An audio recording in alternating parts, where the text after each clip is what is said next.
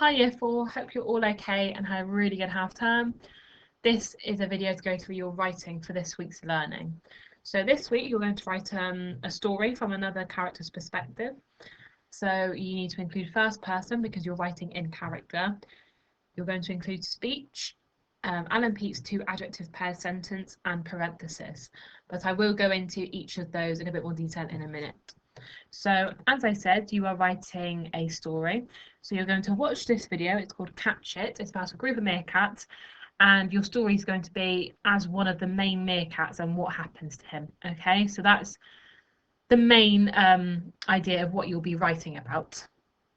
So as usual, the same kind of structure for the week is here. So today you'll watch the video, you'll brainstorm your ideas, think about what you might want to include in your piece of writing. And then tomorrow you'll plan it. I've just done a really simple planning format for you if you want to use it. I split it up into the opening part of the story, the middle part and the ending. And you can just write what happens, any adjectives you might want to include, any speech and parenthesis. So you can use that if you want, but if you have another strategy that's a bit easier for you, then go for that instead. So then on Wednesday, you'll write up your piece of writing. Remember to use all the resources on the website to help you. And make sure you've achieved all the success criteria and use the Waggle because that will help you. Thursday, you'll edit and improve your piece of writing. And then Friday, you'll publish it or you will try the challenge, which is on the website if you want to have a go at that. So to recap, your learning section this week is to write a story from another character's perspective. And we've been through the success criteria.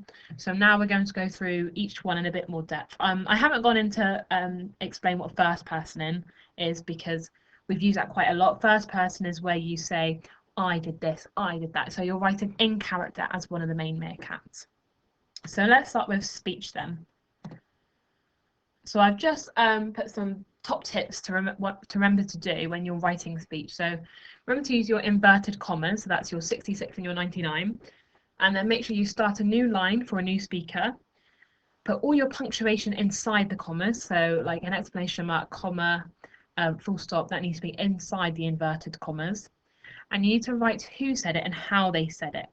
And try and think of exciting adjectives to use instead of said. So like exclaimed or shouted or screamed or whispered, just to make your writing a bit more exciting. So there's an example at the bottom. It says the 2 girls were baking a cake. I think we should add some more eggs, suggested Phoebe. No, we need to stick to the recipe, exclaimed Rachel.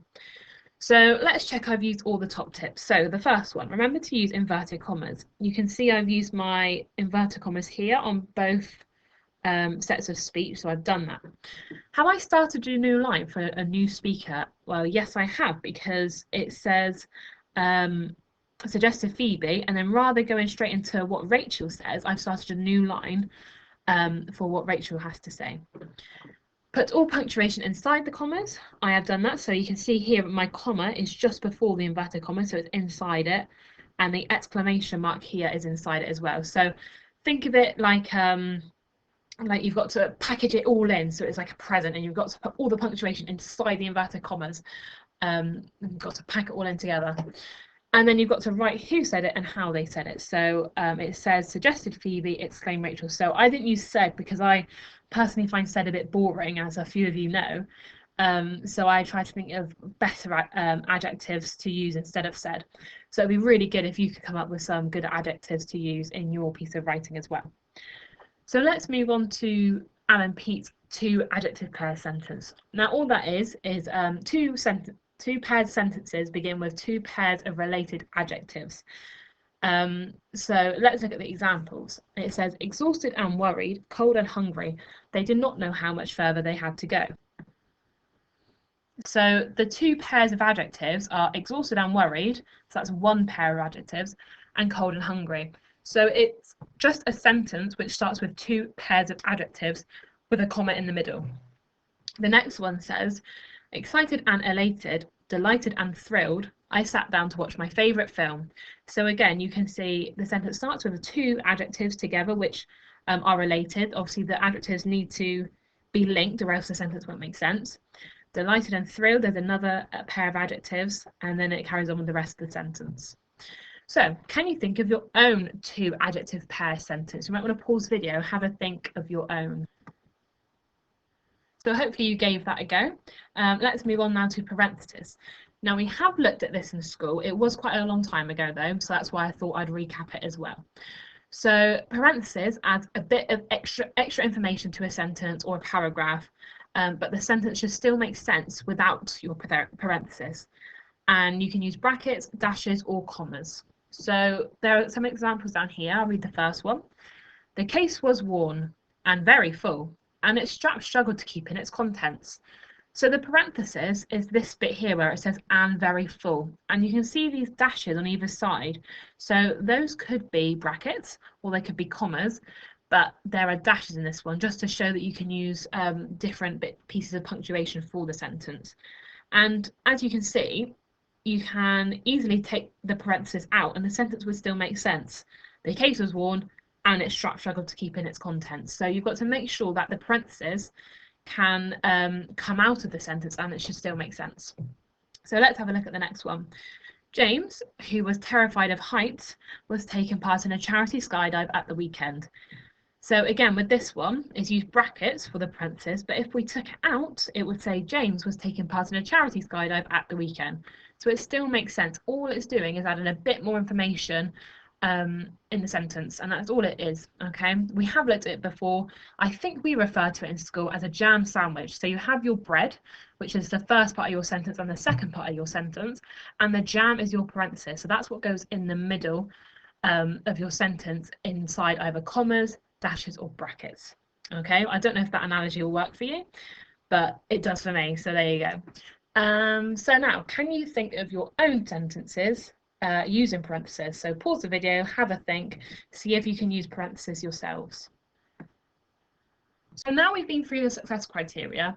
It's probably best if you go and have a look at the video before we look at the Waggle, so you kind of know what the Waggle's talking about.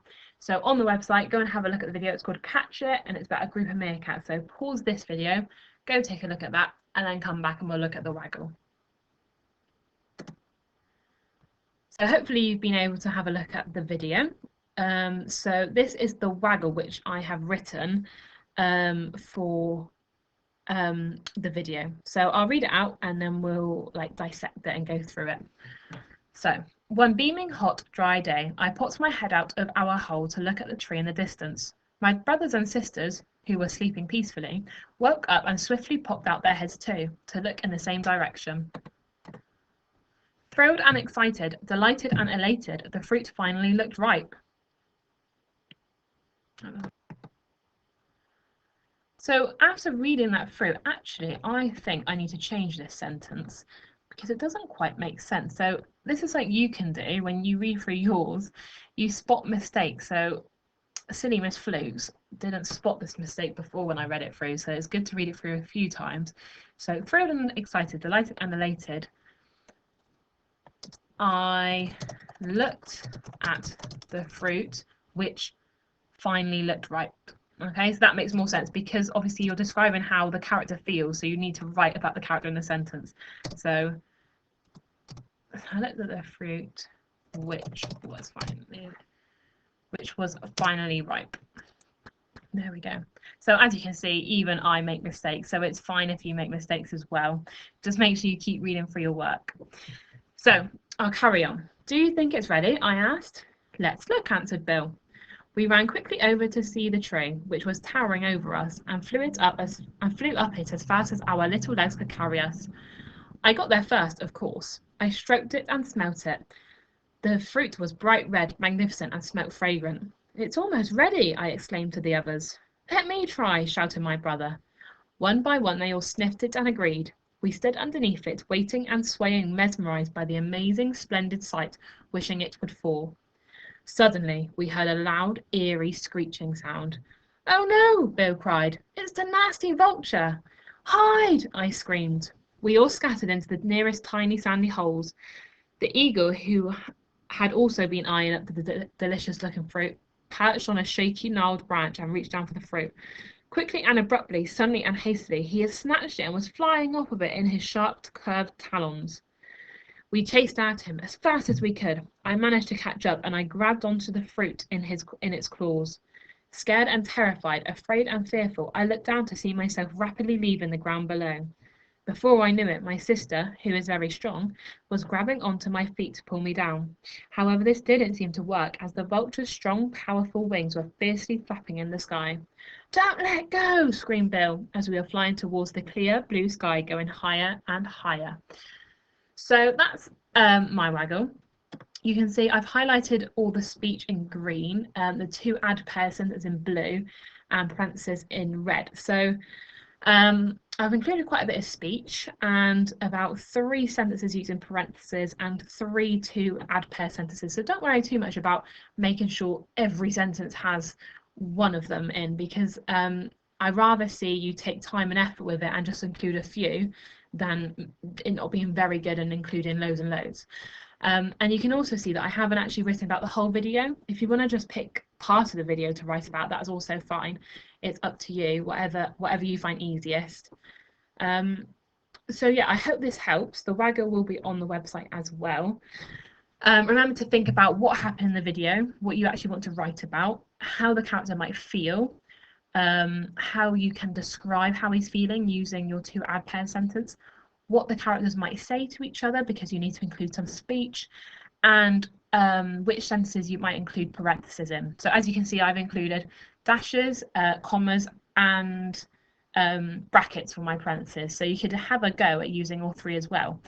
But if not, maybe just stick to commas. It's up to you, whatever you find easiest for yourselves. And if you fancy a challenge and try and have a go at using all 3, then go for it. So hopefully this video helped. I hope you enjoy your writing, and remember to check the resources on the website. Please use them because they're there for your benefit, and we will look forward to seeing your final pieces.